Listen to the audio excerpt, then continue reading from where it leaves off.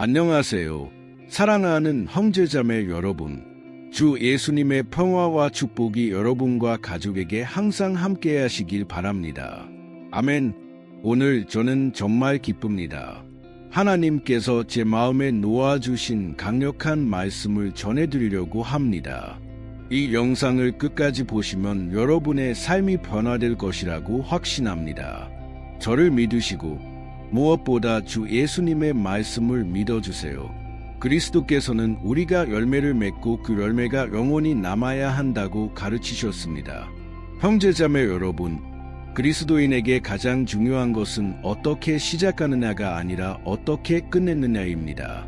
그래서 오늘 저는 여러분에게 하나님과 함께하는 여정에서 인내하라고 격려하고 싶습니다. 여러분이 믿음 생활을 잇는 10년, 30년 했든 아니면 일주일 전이나 며칠 전에 시작했든 상관없습니다. 중요한 것은 믿음을 지키고 생의 마지막까지 달려가는 것입니다. 이것이 사도 바울이 그의 생의 마지막에서 강조한 것입니다. 형제자매 여러분, 이것이 진정으로 중요한 것입니다. 저는 하나님과 동행하기 시작하고 교회에 다니기 시작했을 때를 기억합니다. 어느 순간 제 마음속에 교만이 생겼습니다. 그 교만과 자만심이 말이죠. 저는 이렇게 생각하기 시작했습니다. 우리 동네에서 나와 같은 나이대의 하나님을 이렇게 열심히 찾는 사람은 아무도 없어. 저는 수요일 예배에 참석했고 금요일 예배에도 참석했으며 주일 아침과 저녁 예배에도 참석했습니다. 성경을 많이 읽었고 주님에 대한 갈망이 컸습니다. 하지만 어느 순간 그 작은 교만이 제 마음속에서 자라나기 시작했습니다. 그래서 저는 하나님께 기도하며 말씀으로 저에게 말씀해 주시기를 구했습니다. 저는 성경을 펼쳐서 나오는 말씀이 하나님께서 저에게 하시는 말씀이라고 믿는 습관이 있었습니다. 때로는 그 말씀이 제게 불편하거나 마음에 들지 않을 때도 있었지만 저는 하나님께서 그 말씀을 통해 저를 인도하실 것이라고 믿었습니다. 제가 이전에 이에 대해 영상을 만든 적도 있는데 우리는 하나님의 임재 안에서 깊이 들어가고 영적으로 성숙해져야 합니다. 그래야 이런 순간에만 의존하지 않게 됩니다. 성경을 공부하는 것이 중요합니다. 왜냐하면 그것이 우리 믿음의 기초이기 때문입니다. 예수님은 은혜와 지식에서 자라나셨고 우리도 그렇게 해야 합니다. 하나님께서 말씀하셨습니다. 내 백성이 지식이 없으므로 망하는도다. 호세아 4:6. 이해되시나요? 형제자매 여러분, 그리고 어떤 일이 일어났는지 아시나요? 저는 교회 문 앞에 서서 하나님께 말씀으로 저에게 말씀해 주시기를 구했습니다. 그리고 손가락으로 성경을 펼쳤는데 요한복음 15장 16절에 이르렀습니다. 예수님께서 말씀하셨습니다. 너희가 나를 택한 것이 아니요 내가 너희를 택하여 세웠나니 이는 너희로 가서 열매를 맺게 하고 또 너희 열매가 항상 있게 하려 함이라. 그 순간 하나님께서 저에게 강력하게 말씀하셨습니다. 하나님은 우리의 믿음과 우리가 있는 수준에 따라 일하십니다. 그 당시 저는 하나님께서 말씀을 통해 저에게 말씀하실 것이라고 믿었고 하나님은 그렇게 하셨습니다. 예수님께서는 제가 하나님을 찾고 있다고 생각했지만 사실은 하나님께서 저를 선택하셨다는 것을 보여주셨습니다. 그것은 저를 자유롭게 했습니다. 제가 하나님을 향한 모든 갈망은 사실 하나님께서 제 마음에 심어주셨다는 것을 깨달았습니다. 제가 예수님을 받아들이고 회개하고 제 삶을 그분께 드린 것은 모두 하나님께서 시작하신 일이었습니다. 그분이 저를 먼저 선택하셨습니다. 이해되시나요? 그리고 제가 왜 이것을 여러분과 나누는지 아시나요? 왜냐하면 우리의 마음은 종종 하나님으로부터 멀어지기 쉽기 때문입니다. 성경은 예레미야 17장 9절에서 이렇게 말씀합니다. 만물보다 거짓되고 심히 부패한 것은 마음이라 누가 능히 이를 알리오마는 예레미야 선지자는 우리의 마음이 하나님을 찾는 것이 아니라 멀어지려는 경향이 있다고 경고합니다. 그래서 우리는 매일 하나님께 의지하며 우리의 죄를 회개하고 교만과 자만심, 허영심을 버려야 합니다. 이해되시나요? 제가 말씀드린 것 중에서 여러분과 공감되는 부분이 있을 것입니다. 오늘 저는 여러분의 마음을 하나님의 마음과 일치시키기 위해 도움이 되는 말씀을 전하려고 합니다. 왜냐하면 여러분도 모르는 사이에 여러분의 마음이 하나님으로부터 멀어지고 있을 수 있기 때문입니다. 우리는 종종 우리가 피해자라고 생각하지만 사실 우리는 우리 자신의 최악의 적일 수 있습니다. 그리고 우리는 이것에 대해 매우 조심해야 합니다. 성경에서 두 가지 예를 들어 여러분에게 우리의 마음이 어떻게 하나님으로부터 멀어지는지 보여드리겠습니다. 오늘은 여러분을 직면하게 할 메시지이지만 동시에 여러분의 삶을 변화시킬 것입니다. 시작하기 전에 한 가지 부탁드립니다. 여기 처음 오신 분이라면 아래에 있는 구독 버튼을 클릭하고 알림을 설정해 주세요. 모두 옵션을 선택해 주시기 바랍니다. 제가 매일 간단하고 실천적인 방법으로 성경을 이해하는 데 도움을 드리고 싶기 때문입니다. 하나님께 영광을 돌립니다. 시작해 보겠습니다. 제가 말씀드린 대로 우리는 종종 우리 자신에 대해 오해할 수 있습니다. 우리가 영웅이라고 생각하지만 사실 우리는 악당일 수 있습니다. 그리고 이것은 우리가 깨닫지 못한 채 일어납니다.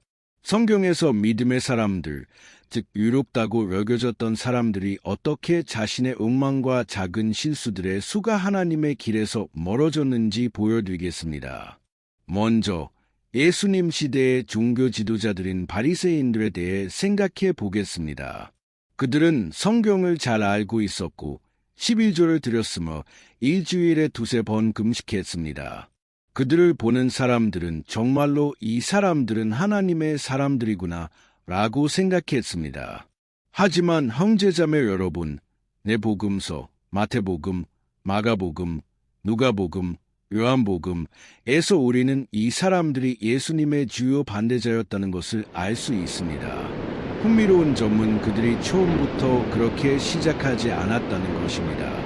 그들은 성경에 대한 진실한 열정을 가지고 있었고 학자들이었으며 하나님의 모든 명령을 지키려고 노력했습니다. 성경은 예수님이 12살 때 이 사람들과 상의하시고 질문을 하시며 가르치셨다고 기록합니다. 그들은 경건한 사람들이었지만 영적인 교만, 제 생각에 가장 나쁜 종류의 교만이 그들을 다른 사람들보다 우월하다고 생각하게 만들었습니다. 그들은 예수님을 거부하기 시작했고 예수님은 그들이 만든 기준에 맞지 않았기 때문입니다. 예수님은 아이들, 고아들, 가부들, 죄인들을 돌보셨습니다. 예수님은 세리인 삭개오의 집에서 식사하셨고 그 종교 지도자들은 그것을 참을 수 없었습니다. 그들은 유다 이스카리옷이 예수님을 30개의 은화에 팔도록 영향을 미쳤습니다. 형제자매 여러분, 유다는 예수님께서 12제자 중 하나로 선택하셨습니다. 그는 주님과 함께 다니며 기적을 보았고 깊은 가르침을 들었으며 귀신을 쫓아내고 병든 자를 고치는 권능도 받았습니다. 하지만 그럼에도 불구하고 그는 스승을 배신했습니다. 요한복음 12장 3-6절에 따르면 유다는 제자들의 돈주머니를 관리했고 그 안에 들어있는 돈의 일부를 훔쳤습니다. 그는 하루아침에 배신자가 된 것이 아닙니다. 그는 작은 일부터 시작하여 자신이 그럴 자격이 있다고 생각했고 깨닫지 못하는 사이에 그의 마음이 굳어졌습니다.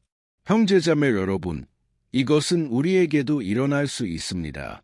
우리는 얼마나 자주 우리 삶의 작은 부분에서 안보합니까?